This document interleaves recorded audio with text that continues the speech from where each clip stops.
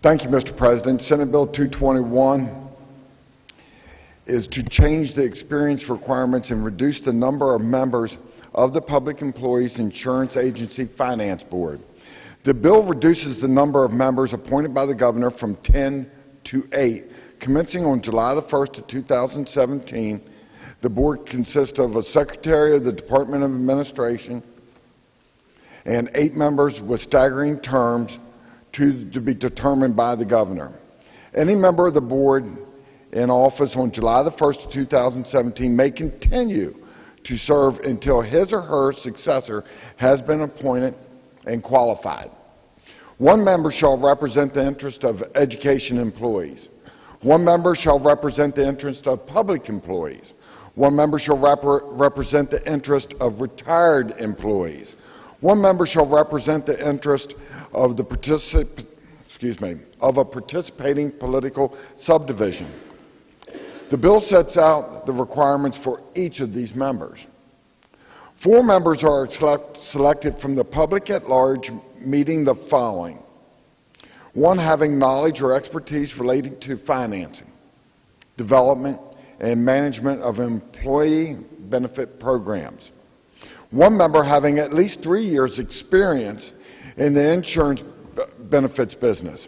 1 member must be a certified public accountant with at least 3 years' experience with financial management and employee benefits program experience. And 1 member must be a healthcare actuary or certified public accountant with at least 3 years of financial experience with the healthcare marketplace. No member can be a registered lobbyist. The bill also provides that 5 rather than 6 members constitute a quorum. Mr. President, I urge passage. Further discussion? The senator from Greenbrier. Thank you, Mr. President. If the senator would yield. The senator yield. Senator does yield. Thank you. Mr. Chairman, I heard the discussion of this and went through this. Let me ask, what do we want to accomplish with this? I mean, we've taken a board that's working. Why are we wanting to change this board? What's our reason for doing this now? Okay, it's my understanding that what it is they wanted to put members on the board that had an understanding and the knowledge of that type of business. Well, I say business, but the industry. So we're saying that the present board does not understand what they're doing? Is that what we're saying by doing this? I'm not saying that. You did. Okay. I did. You're right. It seems to be what we're implying. The other question I have is, how are we going to exactly handle the elimination of 2 board members with this? Say that again? How are we going to handle the elimination of 2 board members? How is that going to take place? It says they serve until their successor is appointed. How are we going to handle that?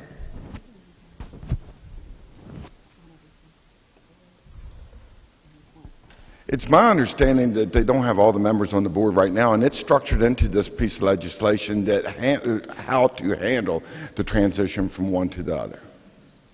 But it says also, I believe it says, that the board members will remain until someone is appointed. Is that correct?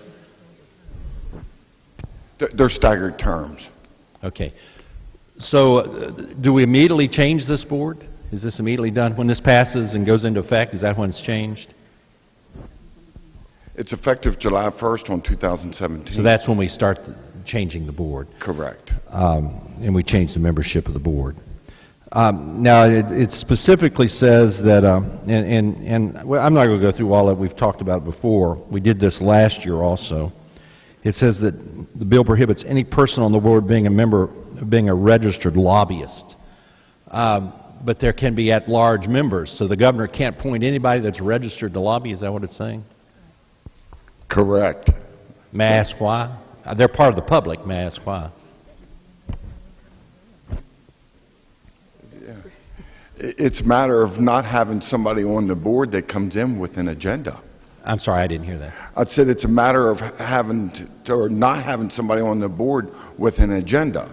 I think that just goes without saying. At least it did in my mind. That if you're a lobbyist, yes, you're part of a class, but you can also come in with and have an agenda. And the idea is to make sure that that is isolated and to keep it more on the professional status, so to speak. And in my understanding, we dropped this from 11 board members to 8, is that correct, or 9?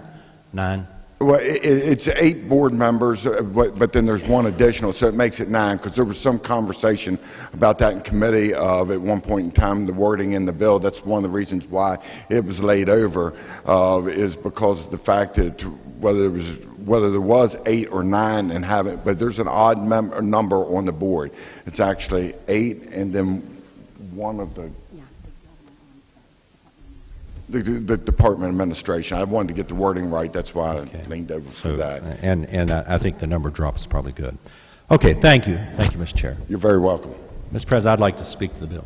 Senator may proceed. We tried this last year in the midst of our PEIA discussions. And I argued last year, and I said the same thing I will say this year, what I said last year. This PEIA board came to us with a problem. This board that presently serves came to us with a problem, and there was a serious financial problem. They said, we have issues, we need to deal with it, and our argument was, you haven't met the reserve. There's a reserve. You go down to that reserve. When you meet that reserve, then come back and talk to us.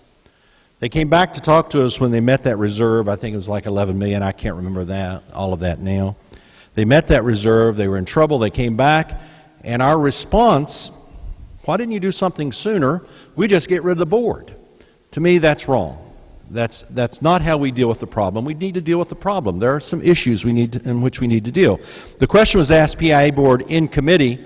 The director, does it matter? And his response was, it doesn't really matter to him, whether it's this board or another board, it doesn't matter. So if it doesn't matter, why are we spending time changing it? It's working. It has worked. We may not like the representation on the board because, quite frankly, we don't like one of them. If we're honest with ourselves, some in here do not like one of them because he's a member or she's a member of the labor organization. So that's one of the reasons we want to remove them. That's wrong. We tried this in confirmations last year. During confirmations, blindsided to get rid of 3 members of this board just by not confirming them because they were members of a labor party or labor organization. So I think we have to be very careful what we're doing with this. PEIA is in a serious situation right now. We all know that. There's serious needs. We need to re-examine all of PEIA possibly. But we don't do it by getting rid of the board. We do it by looking at the issue and trying to deal with the issue where it is. I oppose this legislation. I opposed it last year. I oppose it again because this is not how you solve your problem by trying to take care of that part of it.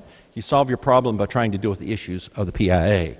And their issues in operation. So I'm opposed to this. I would encourage the body not to support this again this year.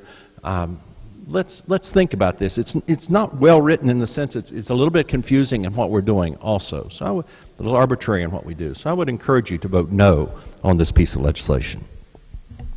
Further discussion? Further discussion? If not, the question before the Senate is, shall the bill pass? All those in favor will vote yea. Those opposed will vote nay. The clerk will prepare the machine.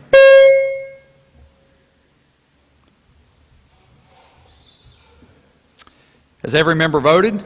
Has every member voted? If so, the clerk will close the machine and ascertain the results. On this question, there being 21 yeas, 12 nays, 1 absent and not voting, more than a majority of those present and voting having voted in the affirmative, I declare the bill passed.